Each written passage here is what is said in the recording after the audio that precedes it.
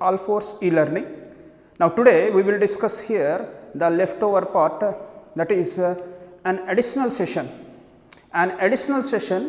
for the previous male reproductive system, that is external genitalia, and then there is accessory glands, male accessory glands. Now first external genitalia.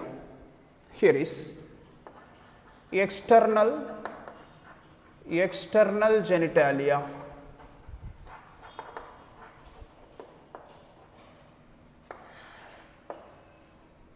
The male reproductive system, the external genitalia consists of, that is penis and scrotum. Now these are the two structures, penis and scrotum.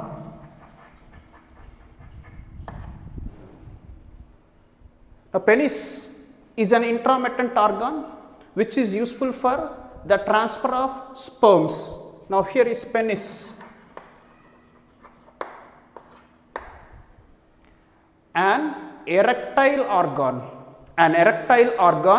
which is useful for the transfer of sperms. Now here it is an erectile organ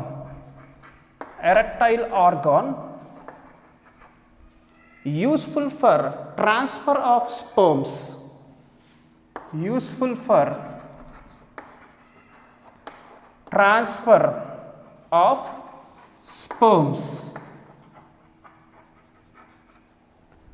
Now apart from transfer of sperm, also useful for urination. Actually this is having dual function, both functions of releasing urine through urethra as well as releasing sperms. Now hence we are saying this is an intramittent organ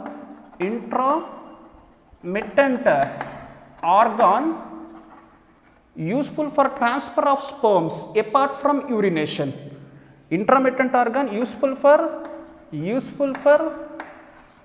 transfer of sperms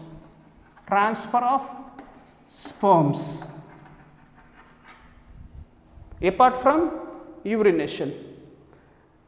Okay. Hence this is what we are saying, intramittent organ works during sexual reproduction, that is for the transfer of sperms into the female reproductive tract, nothing but vagina. Into the vagina the sperms are released through this erectile organ. Now it becomes stiff due to the blood filled spaces. Now this penis actually has special tissue. Now what this tissue is called as erectile tissue. Now this erectile tissue is filled with blood. Now this erectile tissue is filled with blood. Now as it is filled with blood, this erectile tissue, it becomes stiffened. Now hence this is erectile. Erectile means becoming stiff, aiding in the transfer of sperms into the female reproductive tract, that is into the vagina. Now what this erectile tissue consists of? This erectile tissue consists of, if you observe the structure of penis, now here is the structure of penis, we will draw here with the TS, transfer section also. Here is the structure of the penis, it shows the following. Now this is here is the penis. Now anterior most part, this is having bulbous.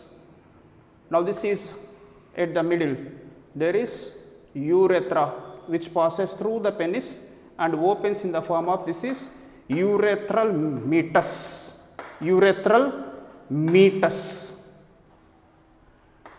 This is, now this is urethra.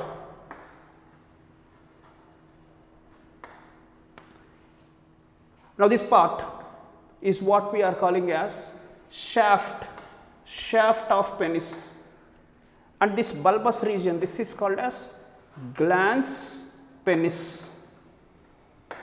Now it is having covering called as, this is having covering called as prepuce. This is a prepuce. Okay. Now, here if you take a cross section or TS, transverse section here and place it here. Now, it shows that erectile tissue having 3 columns. There is dorsal as well as ventral columns. Now, here when we take out a cross section and put it here, this is how it looks like. This is, there is upper 2 columns of tissue, spongy tissue this is actually. Now, upper 2 columns of tissue, this is called as corpora cavernosa, and the lower, this is, there is another column of tissue. Now, this is called as corpora spongiosum, corpora spongiosum, corpora spongiosum. Now, this urethra which is there in the penis, it is present in this corpora spongiosum. Now, these are 3 columns, 3 columns. The testis consists of 3 columns. Now, these columns along with the blood vessels which are present, now they get filled to become stiff. This is what we call it as erectile during the process what we call it as copulation. And it is an autonomous nervous system, parasympathetic nervous system function purely. The erectile nature of this penis is stiff because of the ANS, autonomous nervous system, that is parasympathetic nervous system under the control of. Now, this is completely filled with blood, and these 3 columns which are there, out of these 3, corpora spongiosum. Now, this corpora spongiosum, it extends up to here, whereas corpora cavernosa extends up to here, whereas corpora spongiosum is present up to glans penis. It means out of the 3 columns, the upper 2, this is what we are saying, this is dorsal, this is ventral. Dorsal 2 upper columns, they extend only up to here, shaft. They won't enter into the glans penis, whereas corpora spongiosum, it enters into the glans penis, and the only one column which enters into the glans penis is corpora spongiosum. Now, this part is nothing but urethra. This is that urethra. Okay. Now, this is how it looks like, the erectile tissue which is present in the penis. And this loose tissue fold which is present, this is what we are saying, prepuce. Now, this prepuce is cut in some religions, such as in Muslims as well as in Jews. They cut this prepuce. Now, this is what we call a circumcision, the surgical removal of prepuce, surgical removal of prepuce, called circumcision.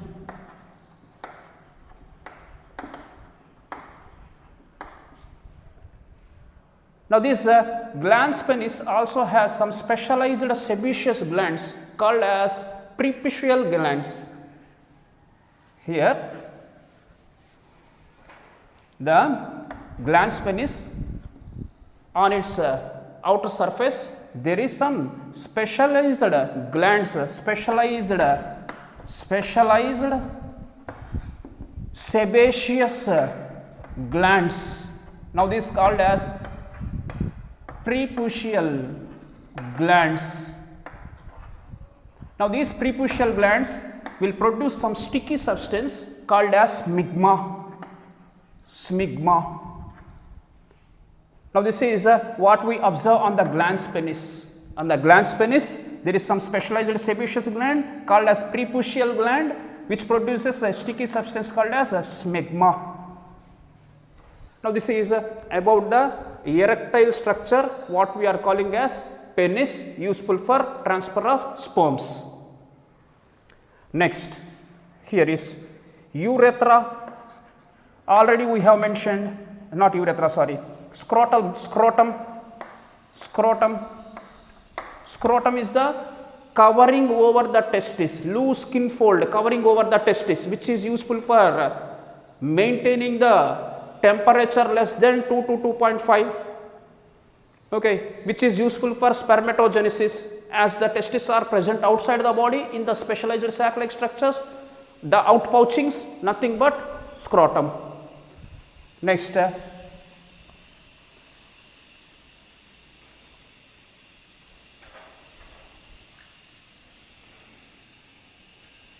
next one is accessory glands. Accessory glands.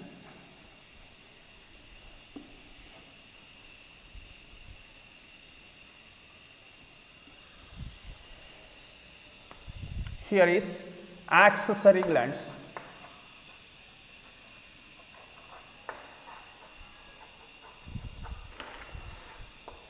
What are these accessory glands which are present in the what we call it as a male reproductive system? Now, the male reproductive system consists of accessory glands such as a pair of seminal vesicles, prostate gland, a pair of bulbourethral glands. Now, these are the three. Now, first seminal vesicles, seminal vesicles, seminal vesicles. Now, these seminal vesicles, a pair present posterior inferior to that of urinary bladder. Now, their location, this is posterior lateral side of urinary bladder. Now, here this is urinary bladder. Now, this is the urinary bladder, this is the urethra which runs in the penis. Now, here this is inferior and posterior side of the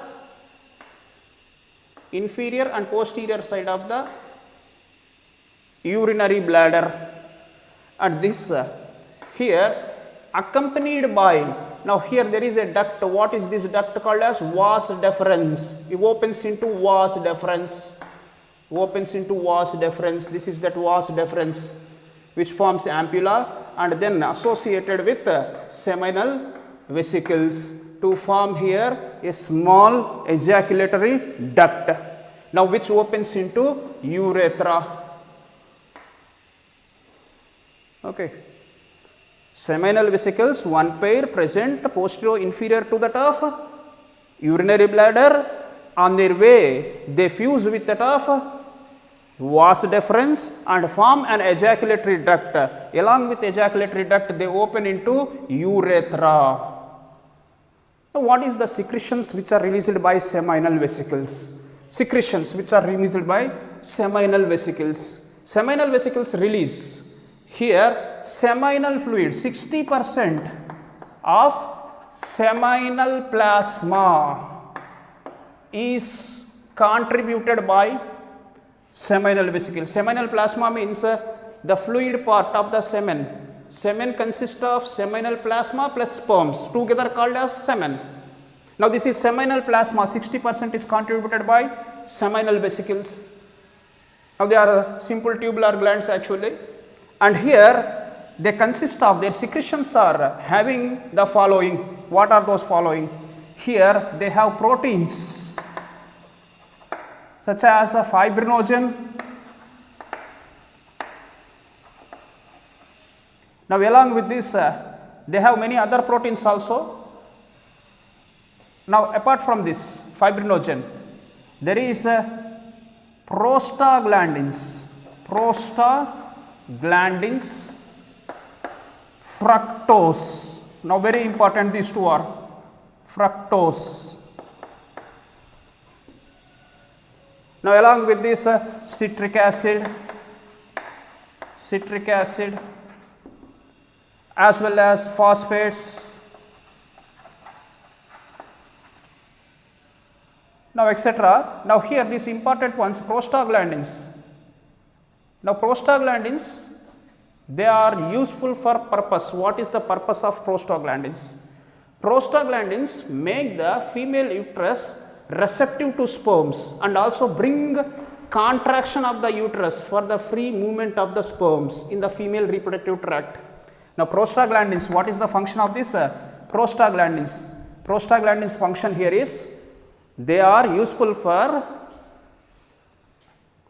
they form here a receptive layer on uterine wall, bring peristaltic movement of female reproductive tract,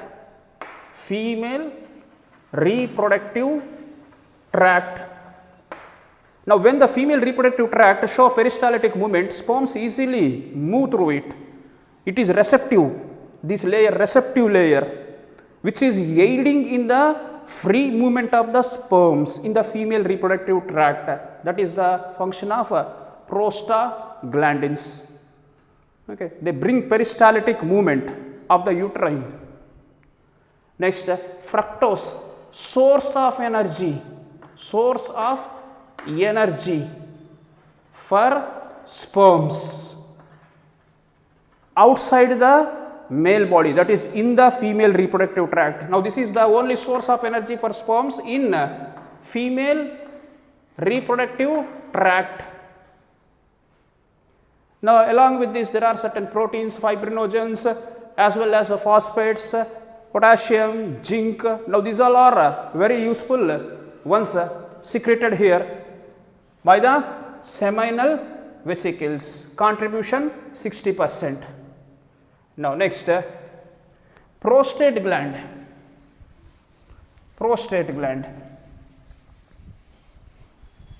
Seminal vesicles are paired, whereas prostate gland is single.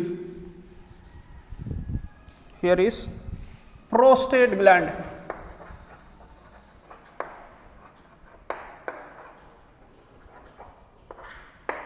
Single.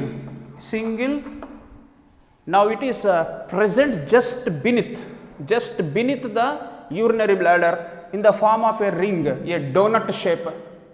Now, here is a single prostate gland present here at the base or beneath the urinary bladder, where actually the urethra starts. This is in the form of a ring. This is what the single prostate gland surrounding the urethra, just below the urinary bladder. This is the one.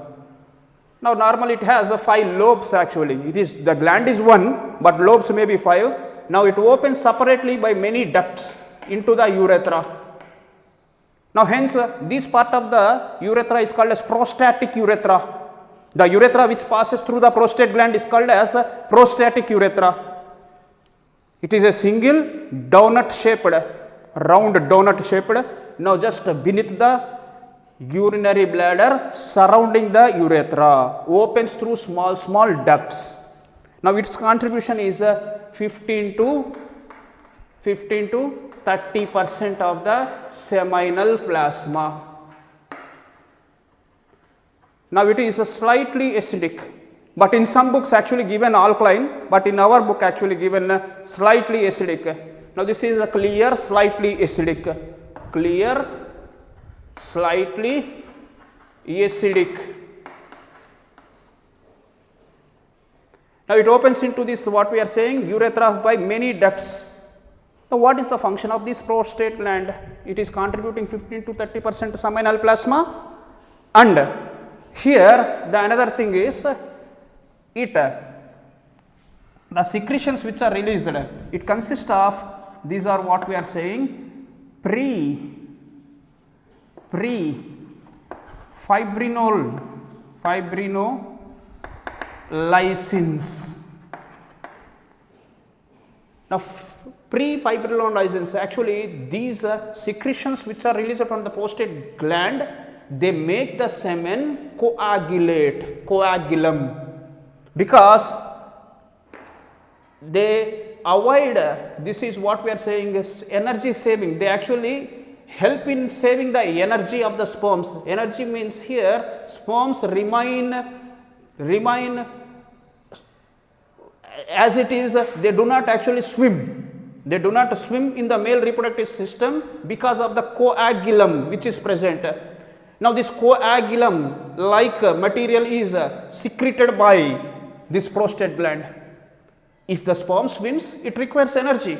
If it does not swim, no energy is required. Hence, in the male reproductive system, forming coagulum, avoiding the energy utilized by the sperms. Now, hence, these pre-fibrinolyzins, they become fibrinolysin and break the coagulum into fluid-like structure. Now, they are in jelly-like structure in the prostate gland, jelly-like substance. But when it is released into the female reproductive tract, it become watery, fluid-like because of this pre-fibrinolysin become fibrinolysin and it makes the coagulum into fluid. Then the sperms begin to swim.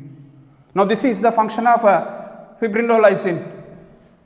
Okay. Now, this is also present in the prostate gland. Okay.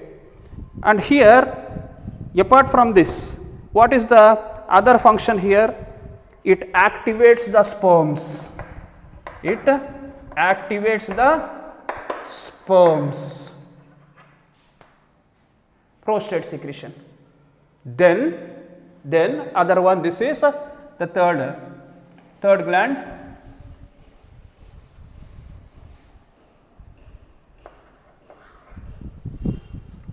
Bulbourethral glands. Bulbourethral glands. Now, what is this bulbourethral glands? Also called as Cowper's glands. Cowper's glands. What is the function of bulbourethral gland? Now, how many actually they are present? Now, they are present at the starting or base of the urethra. This is at the starting of the penis. Now, these are the two glands. These are the two glands which are present on either side at the base of the penis, at the starting of the penis. This is what we are saying, bulbourethral. Bulbourethral, also called as Cowper's gland. Now, what is their secretion? Their secretion is alkaline. The remaining part of the semen is produced by this bulbourethral gland. Now, they remove the urinary residue which is present in the urethra. Urethra may have urinary residue which is acidic, because this is the shared duct for urine also. When urine passes through, the urine is slightly acidic.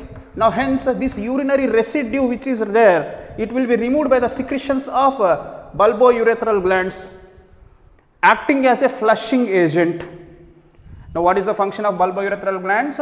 It is alkaline.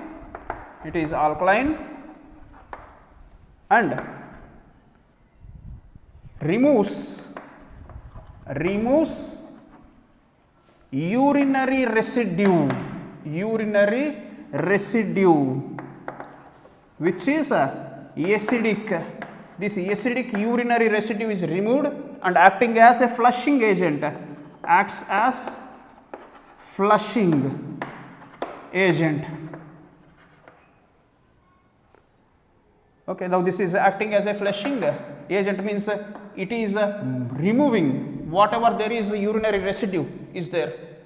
Now, this is removing residue, urinary residue, acidic urinary residue, and acting as a flushing agent, alkaline in nature, 2 in number, present at the base of the penis. Now, I forgot to say something, that is prostate gland. In the prostate gland, another function is there. Now, what is that another function of a prostate gland is? Now, we are saying this is activating the sperms. Now, apart from activation of the sperm, what other it performs here? It also provides nutrition, prostate gland. Okay.